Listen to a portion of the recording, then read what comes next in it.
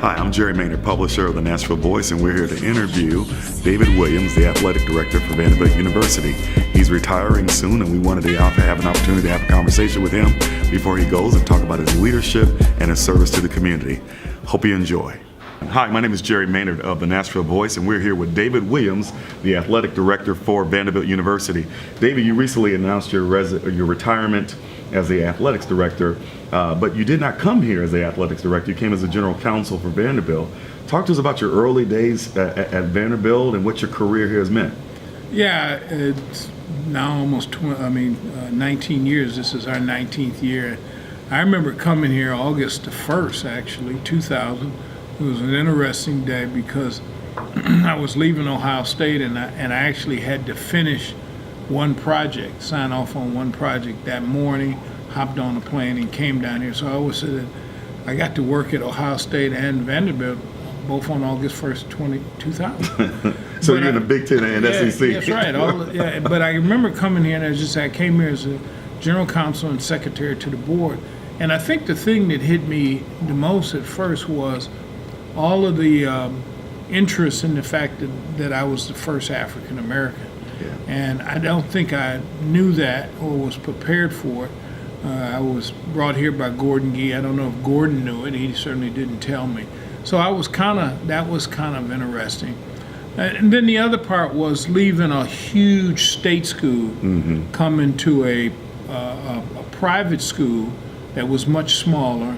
And it was interesting because a lot of people had told me I didn't want to leave the North and come to the South. Wow. I got a lot of people. It was very interesting when I look back on it.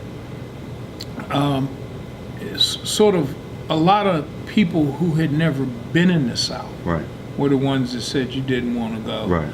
Black and white folks from the South encouraged me to come to the South.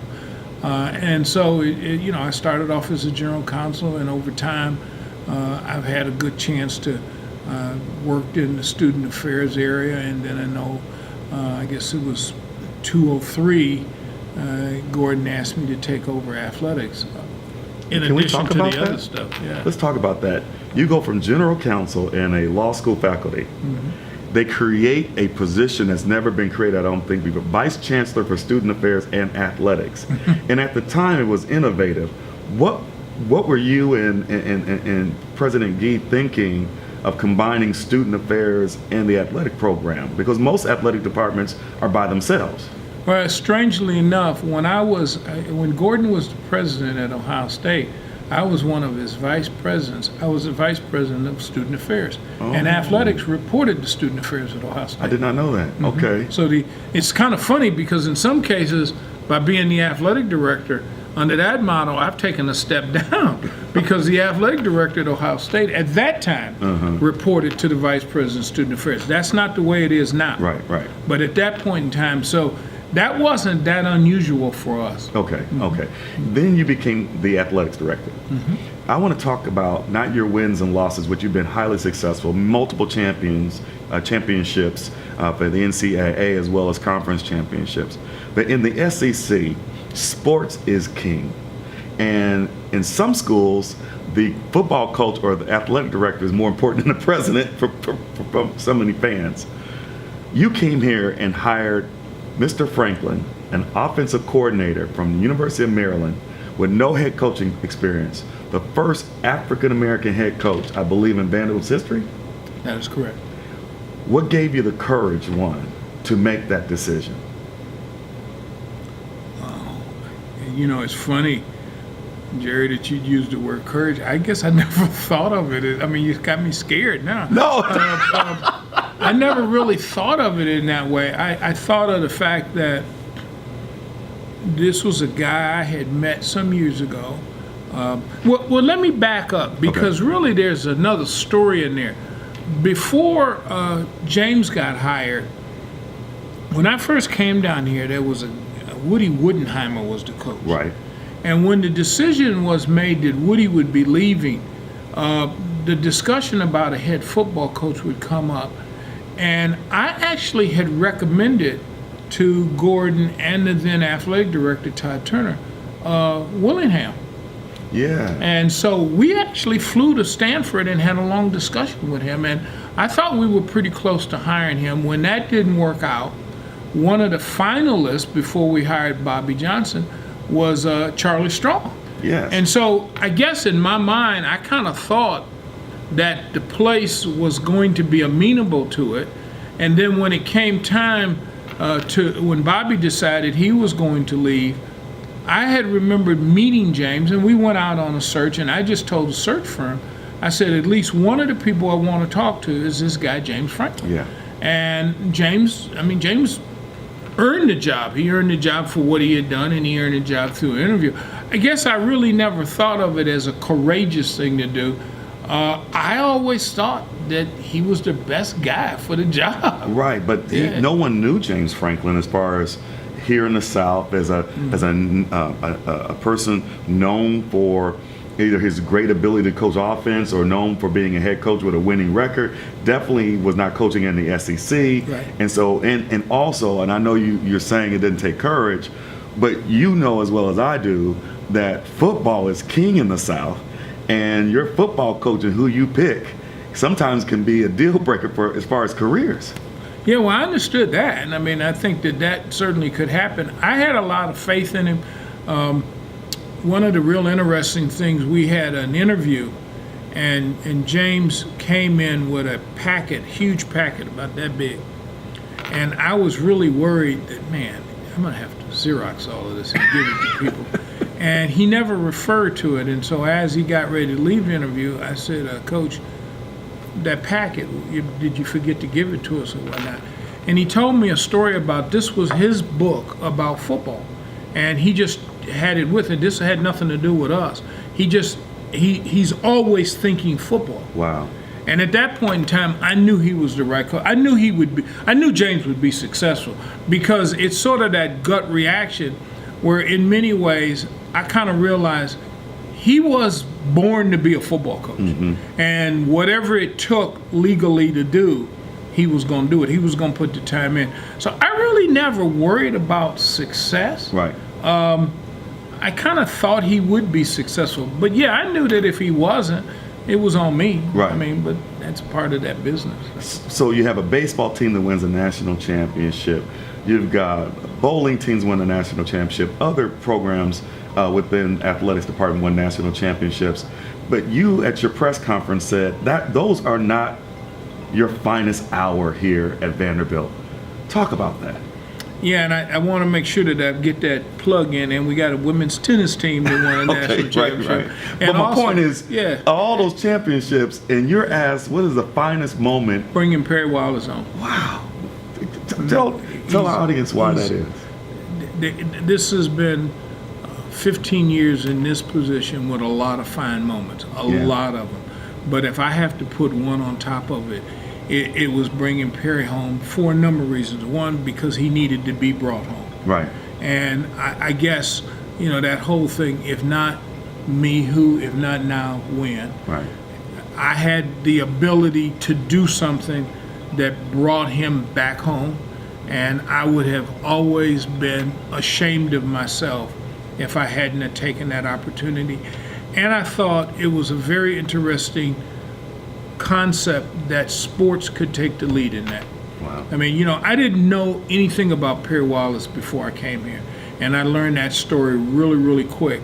And I also learned that there was a rift between this university and this great individual, and it made no sense. Tell the audience who Perry Wallace is. Perry Wallace was a young man from Pearl High School who became the first African-American basketball player in the SEC. I'm not sure of this, but I think Perry Wallace very well might have been the first African-American athlete to graduate from an SEC school. Wow. Because he came in with Godfrey Dillard, who was from my hometown, and Godfrey transferred out, and 4 guys, football players at Kentucky. Well, one of them passed away early doing a practice, and I think 2 of the other ones transferred, and I don't think the other one graduated. So Perry, who graduated 4 years after he came here in engineering, wow, while he led this basketball team, I think he might be the first African American to graduate in the SEC. Right. And then he went on off to law school, and he had a great career, but when he left, after he graduated, he actually did an interview where he talked about how difficult it was being a black person here at that time and all of the stuff he went through. And I think people didn't appreciate that. Wow. I know people didn't appreciate it because I had a number of them that told me that. And he sort of was pushed in the background. The school didn't seem to resonate and understand that this was a hero, Wow. that this was a trailblazer, Yeah. this was somebody they should be honored. And I think Perry felt sort of in a strange way defeated by that. Now, this is where I went to school. This was my place in my hometown. Right. Right. And I'm not accepted back. Right. And so we retired his number. A lot of people say that athletics, the athletic department, is the front porch to the university. And for a lot of people across the country, north, south, east, and west, they don't see Vanderbilt. They see Vanderbilt as a private, more of an elite school. By having you as the athletic director, an African American as a football coach, the front porch then looks a little different. And maybe there's a welcome sign that some people can see in the window. And I think that part of your leadership is that you changed, in my opinion, the atmosphere for Vanderbilt, that it is truly an inclusive school, not just by words only. I appreciate that, and I do think, I mean, you hit on a key word. I always tell people, I understand it's an elite school, but that doesn't mean we should be elitists. And so, yeah, it's an elite school because of what it is, but at the end of the day, we have to be a place that people resonate to. And it doesn't necessarily mean that you have to grow up thinking that this is the school you're going to go to. But this university needs to be a part of this community in all ways, and it needs to be open to people in this community. Other than that, it has no business being here. It has no business being You were the first African American athletic director in the SEC. You were the first African American general counsel here at Vanderbilt. And yet, you have shown tremendous leadership in Nashville by mentoring men and women like myself, taking us under your arm, always being available, raising your kids, your beautiful wife. You talk about your parents. Did you learn that from your parents, of the essence of community?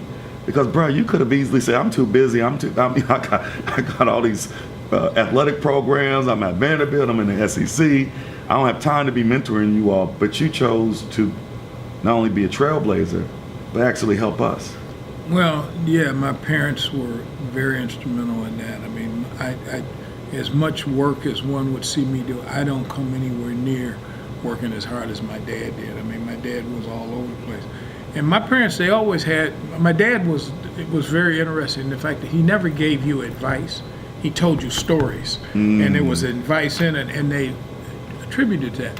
But two of the things I remember the most, when my mom passed in '84, and at her funeral, all of the people that came up to me and told me what a difference my mom made in their life. My dad passed years later, and same sort of thing. And they were teachers.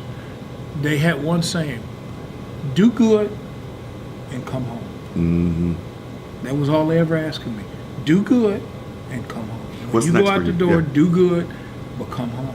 And that's how I've just tried to do. It's interesting, Jerry. I mean, everybody is congratulating me when I'm sort of taken aback by it, because I guess I don't see that I did anything other than what we all do. And if I happen to be at a level where I can do a little bit more, that's the responsibility of being at that level. You know, with me and my wife talk about the fact that if you are able to be at the table, then you got to speak out. I mean, there's a reason why you got to be there. I mean, there's a level of spirituality in it that I do think there's a reason why I got sent here. Right. And you know, and I told somebody the other day, in making this decision, I had to, you know, we have this sort of ancestry thing. I had to talk to my mom and dad. And people are like, well, but haven't they passed? I said, that doesn't mean I don't talk to them. and I tell people, you know my mom and dad. And they said, well, I never met them. I said, if you know me, Yeah. you know them. And if you know my 4 kids, you know me. Right. And so, I guess that's just who I am. So, David, I know that you are a man who believes in your family and what your mom and dad did. But on behalf of the community, I want to thank you. And you say, well, thank you for what? Well, one, you're one of the most powerful people in the country. You're one of the most powerful African Americans in the country. You use your power for good. You open doors for so many people, not just in athletics. I've talked to professors, staff, and others. They call on you when they're here on this campus, and you have either been someone to help them and guide them through either good constructive criticism or helping them with the leg up or giving them advice or showing them the way. And then you not only did it for university, you've done it out in the community from a business perspective, cultural perspective, social activist perspective. And I want to say thank you, because we look unto you to say we can do it. Because if you don't have anybody there, sometimes it's difficult when someone says, oh yeah, you can do it, and there's nobody that looks like you from the same type of neighborhood you came from, from the same type of schools you went to. And when you see you in this position of power and using it for good, it makes a difference for us. Well, I appreciate that, and I don't know what I've done, but I'm not through. And part of this is I actually want to be able to do more in different ways. So, I want to help. This is home. Nashville is home. Detroit is where I'm from, but Nashville is home. And I do want to keep helping in any way I can. I think Gail, my wife, we feel the same way. Our kids feel the same way. And so, whatever we've been doing, I'm going to keep doing it. I love the fact that he says he's from Detroit. There's a university in Ann Arbor that's close to Detroit where they play some real football. Ann Arbor is a city that has a university that me and my son say that football team can't even beat the middle school team. So. But I have to give you your props, because that's the school my wife went to. That's so right. That's you right. and her are alumni of Big Blue. I was at Ohio State. Right. I understand. Okay. David, thank you. Thank you, man. Appreciate it. Thank you.